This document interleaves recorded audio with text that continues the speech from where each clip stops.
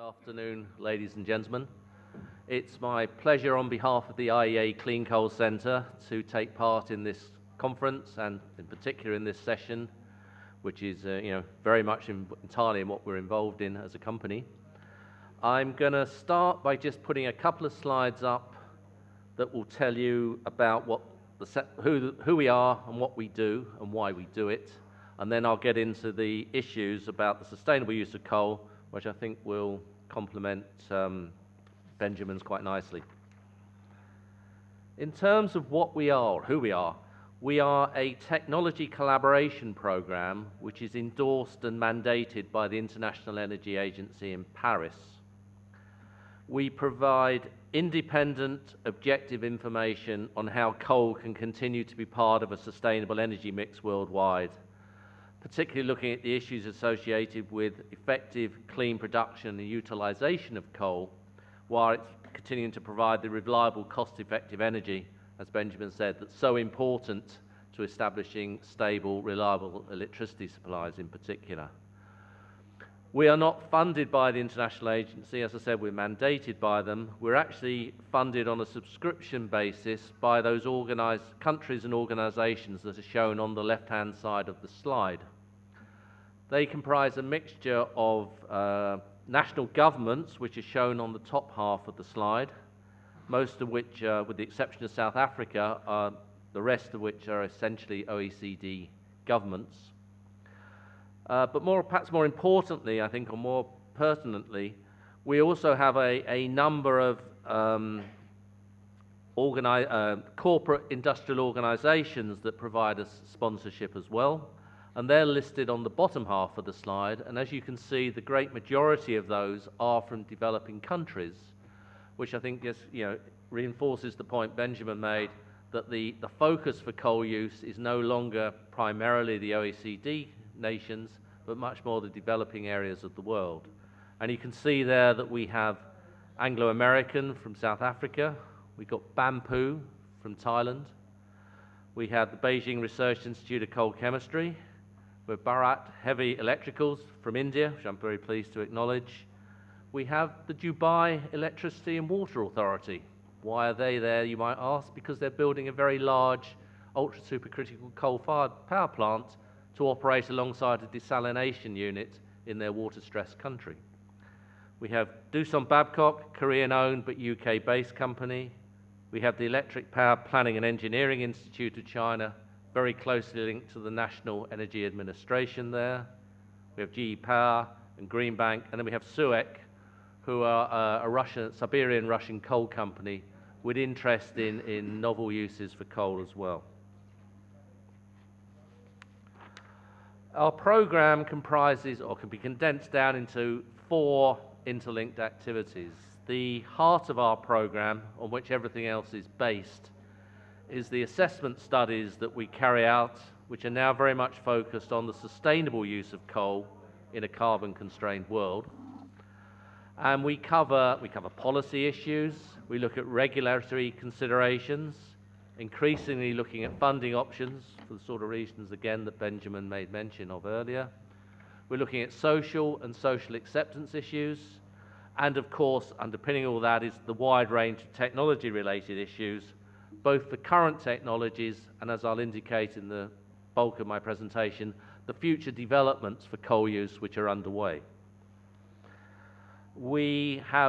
I'll highlight the other thing I want to highlight from this slide is our outreach activities. We run conferences, we run a series of specialized workshops on different aspects of coal use and advanced coal use development. We provide practical training and capacity building activities.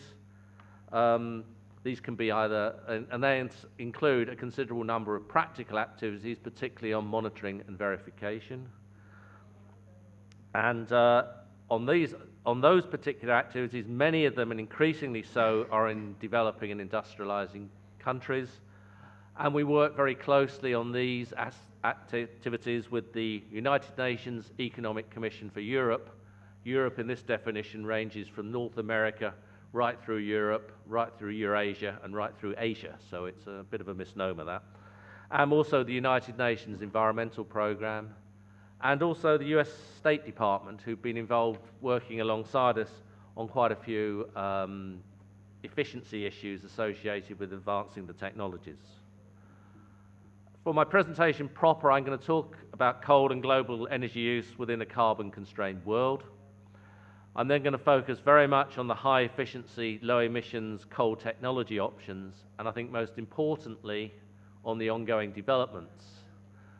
As Benjamin intimated, this is not a fuel that's dying on its feet. It's continuing to grow, and there's a lot of innovation involved by the companies that use and provide coal to make the technology that much cleaner and that much more efficient, that much more sustainable.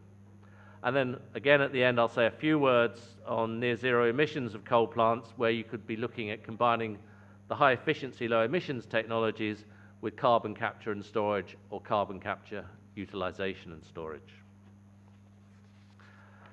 This is like one of my headline statements.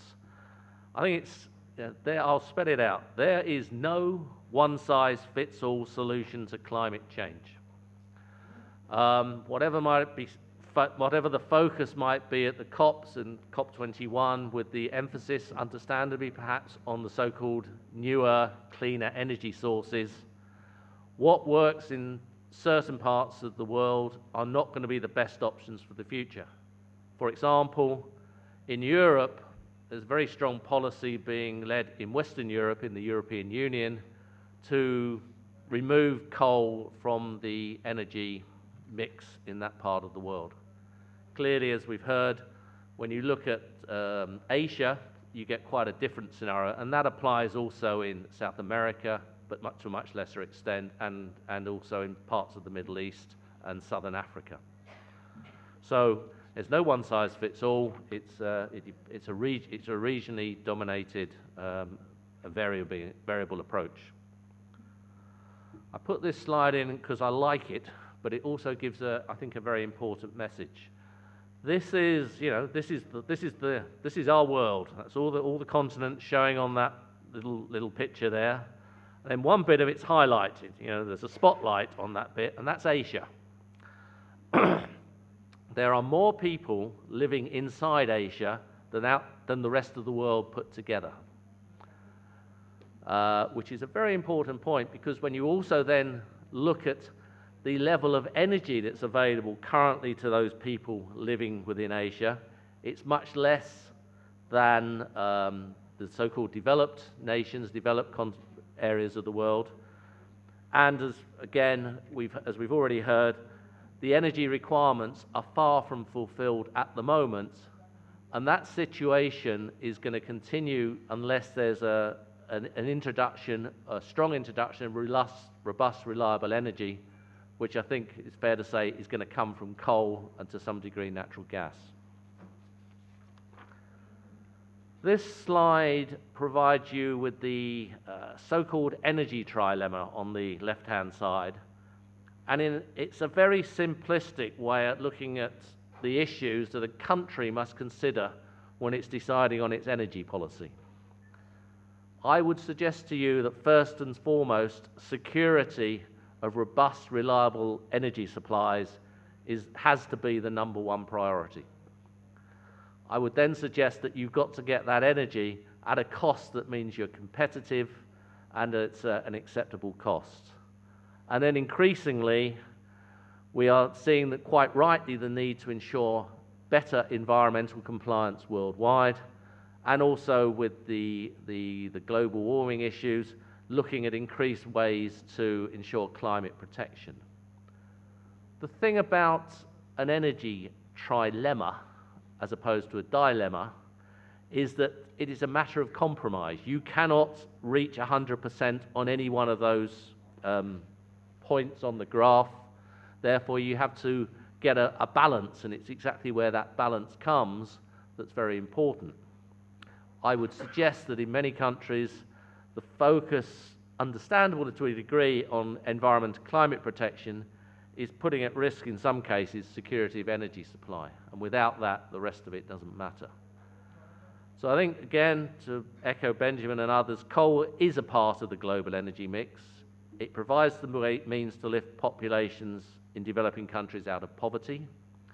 And with robust, reliable energy sources, it can provide the means to ensure good quality power, good quality and reliable industries, and chemicals and future fuels productions. But of course, coal is great, but it's a high carbon fuel, and once we start to utilize it, the CO2 emissions occur. So I think, we have to find ways, again, through improvements in efficiency, and I would suggest the subsequent introduction of CCS where that's applicable, to ensure that we got an environmentally acceptable energy source. This is a simplistic diagram of a HELE plant. The higher the efficiency you have in the power plant, the less coal you need to consume per unit of output. The less coal you consume, the less CO2 you've got to then deal with. With regard to the so-called conventional pollutants like SO2, NOx, particulate matter, perhaps even mercury, which is now under review, I would suggest that's a done deal. There's technologies out there that can reduce these to exceedingly low levels, and they're commercially available, and in many parts of the world are used consistently, not least in your neighbor in China. And then carbon capture and storage can be included at a later stage on such plants if the mechanism to ensure this technology introduction can be put together. In terms of the status of high efficient, low emissions HELE clean coal technology, it's commercially available. It's been particularly deployed in China, in Germany, in Japan and Korea, and I'm pleased to see that now in India as well, as in many other countries. The current efficiencies that you can get, and that's a difficult thing to provide a balanced answer to this, but depending on the location, depending on the coal type, you can get efficiencies, net efficiencies on a lower heating value basis of between 45 and 47%. More importantly, there's a lot of work going on that's going to take those efficiencies ever higher. This table provides a listing as of June of last year of the ultra supercritical coal plant capacity worldwide, showing those plants that are in operation and those under construction. And you can see by far and away about 90% of that capacity is in Asia, particularly in China and Japan and Korea, but we're now starting to see it introduced in other countries like India in collaboration with Bangladesh, for example. We're starting to see ultra supercritical plants go in there, and countries like Malaysia. So it's being put in for the reasons that Benjamin explained to you earlier.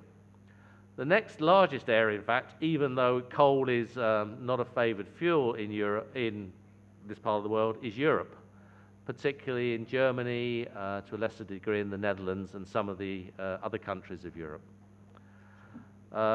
Then there's a little bit of plant in Eurasia and one unit in North America. And again, under construction, the majority is in Asia, but still quite a lot being built in Europe and in some, in fact, in the Middle East. As I said, the reason that Dubai Electricity and Water Authority is our member is because they're building about 2,500 megawatts of that capacity shown for the Middle East, which is linked to their desalination processes. So, this is a technology that's getting established, or very well established. There's a lot more that needs to be done. In terms of implementing HELE technology, there's a lot of things that can be considered and potentially introduced. You can tighten your air quality standards, dealing with the low emissions part of HELE. You can introduce emissions performance standards that will deal with each individual pollutant. And you can introduce efficiency performance, reduces the coal use, reduces the carbon emission intensity.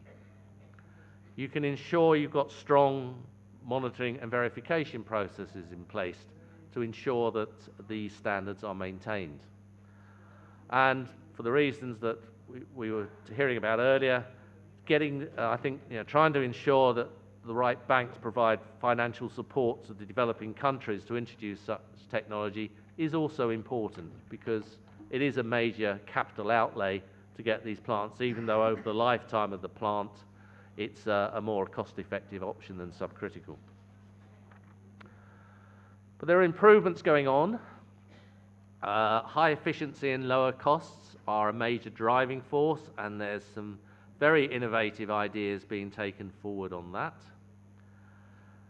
which I'll explain in a moment. There are already very low conventional emissions can be achieved and are achieved on the better plants, but again, there's work trying to reduce the overall cost and capital investment for such gas cleanup devices. And then there's very much work being undertaken to ensure there's increased operational flexibility of coal-fired plants. I guess pretty much every grid in the world must now have renewables in some form or another included within the mix.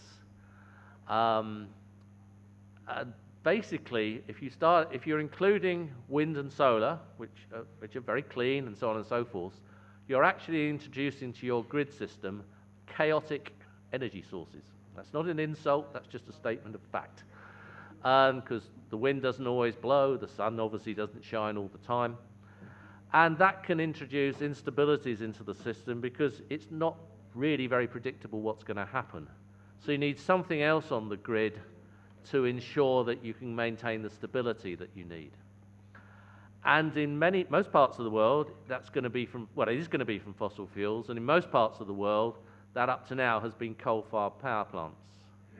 Initially, a lot of work was done in Germany in relation to their Energiewende program, where they put a massive amount of renewables into the system. And there's a lot of work done to improve the flexibility and the ramp-up times, ramp-down times of the plant so that they can respond very rapidly if there's either a surge in renewables or a rapid drop-off in renewable energy sources available to the grid. There's been a lot of learning by doing, and that learning by doing has been translated into design codes for newer plants. But there's still a lot of work going on there, and it's very innovative indeed. Just a quick word, a little bit more on air quality and emissions control. You can have, as I show on the left-hand side of that slide, these numbers are from the Waigaoqiao No. 3 coal power plant in Shanghai, which have been verified independently, and you can see, in terms of milligrams per cubic meter, exceedingly low levels of dust, very low levels of SO2, and very low levels of NOx. And that's achieved by having a series of individual cleanup devices in series in the plant, starting with the NOx system, then going to the electrostatic precipitator, and then the flue gas desulfurization unit. But people haven't stopped at that. There's a lot of work, particularly in Japan, looking at how you might bring these state-of-the-art emissions control devices together in one unit, in an integrated, basically a simply integrated solution. That offers a lot of potential that hasn't yet been achieved, but there's a lot of work going on to get these sort of systems together to reduce the land footprint and, most important, reduce the capital cost of trying to combine all these components in one system. And that would provide another step towards zero emission coal power plants. There's a lot of work going on in improving the efficiency. This slide reflects the five national programs that are underway worldwide, in the European Union, in the USA, Japan, China, and India. And the approach here is to push the steam temperatures, the high-pressure steam temperatures, up to about 700 Celsius. Higher the steam temperature, the more energy there is in the steam, greater output from the turbine, more efficient process. The target efficiency here is 50%, and these programs are long programs because in most cases they've been developing and then testing and getting standardized new materials and then seeing that they would perform to the right requirements in a coal-fired plant. Although there are 5 individual programs, there's a lot of interaction between the programs, and as the centre, we ran a very exciting workshop just before, in December last year. We had representatives from all of these and a number of other people there who were looking at other options, and a very integrated, quite free discussion about what was going on. In terms of taking sorry it to forward, interrupt, Andrews. The demonstration plant date is not mentioned as far as India is concerned. I didn't have the number at the time. I have it now. Sorry. Now, what is it, just for my, if you have it? Talking to the National Thermal Power Corporation yesterday, they're looking to sort of get the thing processed again within the next decade, but probably perhaps not as soon as the Japanese, who I think will be going very quickly towards a demonstration program. But again, we were talking yesterday about what scope there might be that they could collaborate in another program, and that's, I think, a very important thing to consider. You know, international collaboration, I think, is a very important way forward.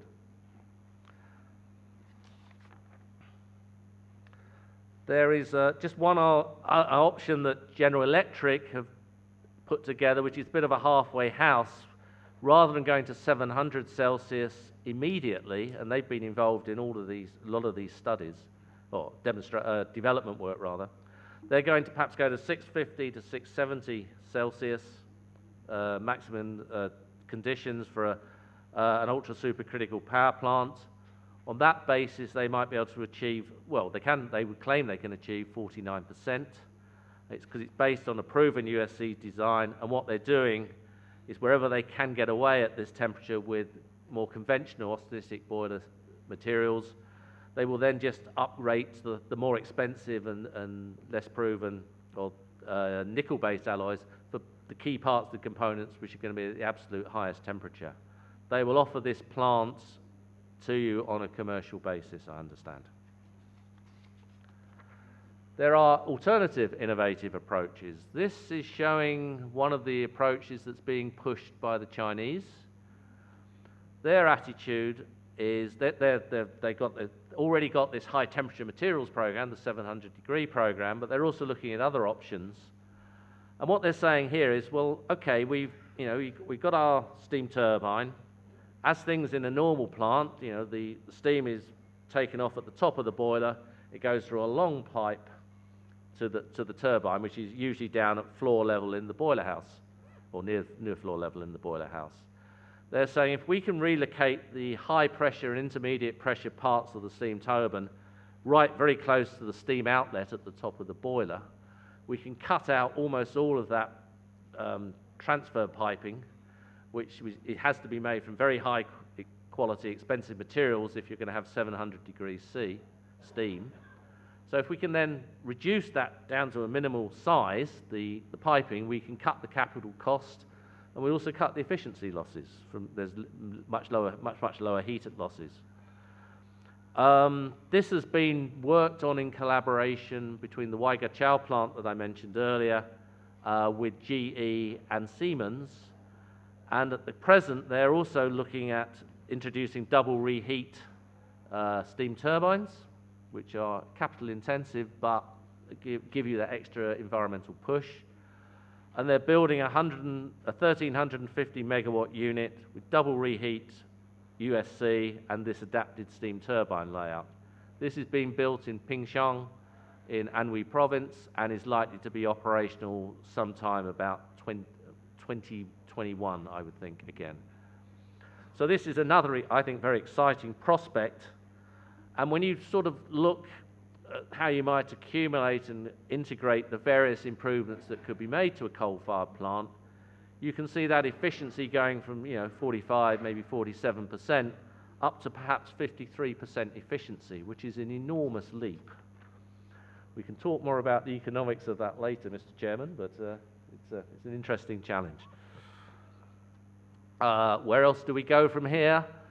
I've focused very much on combustion because that's essentially the tool that's used in coal-fired power plants for power generation. But there is clearly interest in gasification. That was mentioned in one of the presentations this morning.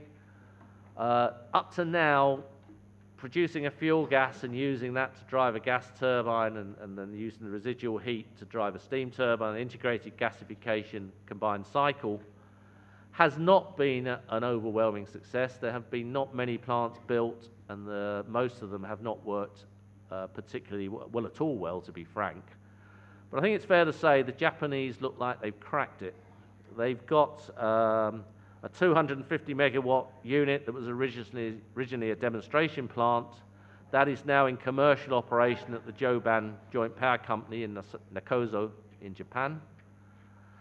And there's potential for higher efficiencies as you increase through economies of scale. And indeed, they're now building 2 further units, each with a capacity of 540 megawatts.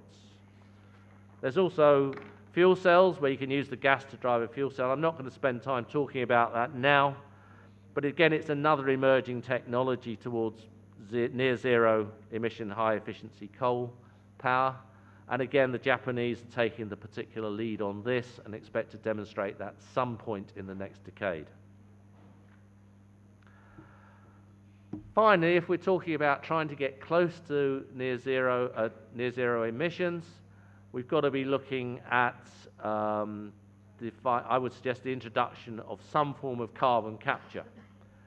This is a slightly earlier version of the slide Benjamin showed, but it perhaps shows up a little bit more clearly the different things that you would need to bring down the likely emissions profile that you would, and the upper edge of that wedge is the likely emissions profile if nothing is changed. And then there's the lower edge is what you might be able to get down to if you did these various improvements in introducing more nuclear, improving power generation efficiency, switching from coal to gas to some degree, major input of renewables, but also it's projected a major introduction of carbon capture and storage, which, given the lack of funding and to put that technology into the field, is a little confusing. Benjamin, I won't spend long on this. Benjamin talked about this. There's 20-odd projects active worldwide. I've just highlighted the 2 bigger ones that are based on coal. The Boundary Dam project's been going since October 2014. It has an amine type scrubber at the back end, and it's actually a very small subcritical coal power plant of only 120 megawatts capacity. The plant that started up last year in 2017 is the PetroCoal plant in the USA. That takes a side stream from the plant of equivalent to about 240 megawatts capacity. It's about 50% of the gas flow. And again, it has an amine scrubber system on it. The PetroCoal one, when it started up, has performed very well almost from day one, and very recently captured over its first 1 million tons of CO2. So that's looking quite promising. My personal view, and it is a personal view, is that CCS is very important, but I feel that when this was first taken forward, there was too much reliance perhaps on what was being done in the oil and gas industry, because these amine scrubbers are used there to remove CO2 from oil sources and particularly from gas sources. And perhaps there was perhaps, with hindsight, too much focus on trying to just scale up that technology. But other innovative ideas are now being taken forward, and I just want to highlight one of those to you, which is a process that's being pushed particularly by the US Department of Energy. And this is where you would burn a fuel gas, that could be natural gas, or it could be gas produced from the gasification of coal. You burn it under pressure with oxygen to give you a gas stream that comprises supercritical CO2 and water vapor, essentially, because all the other impurities are taken out in the prior stages to the unit.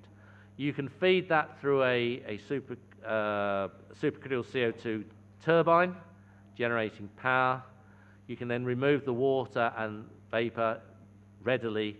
That CO2 can then either be taken away to use for enhanced oil recovery or storage in aquifers, and a little bit will be recycled to maintain the stability of the process.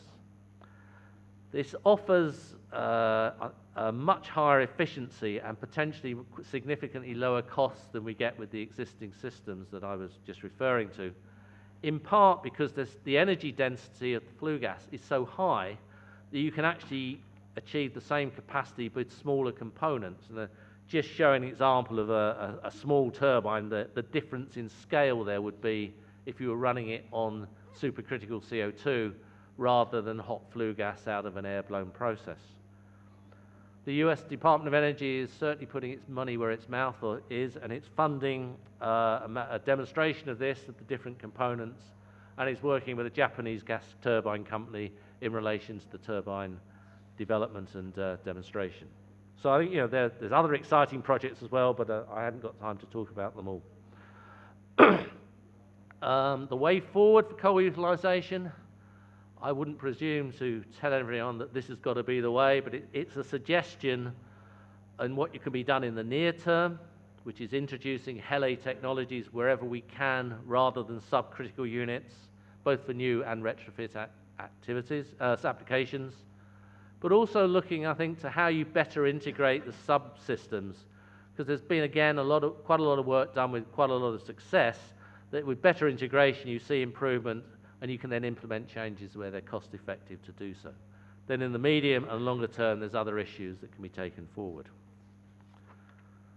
I also think, and this is probably really Benjamin's area more than mine, we need to, those of us who believe in coal and see it has an important future, and that I think should be everyone on the basis of what we've been hearing earlier, we do have to get this case that coal is important, because it is will need to remain, it is going to remain an integral part of the global energy supply for well into the future. We're not just talking of a few decades.